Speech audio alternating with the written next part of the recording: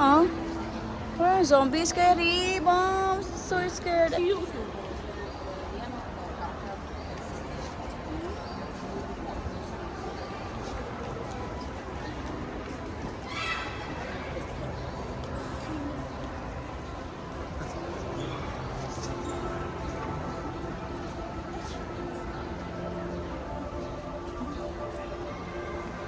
nakaamoy mo na yun?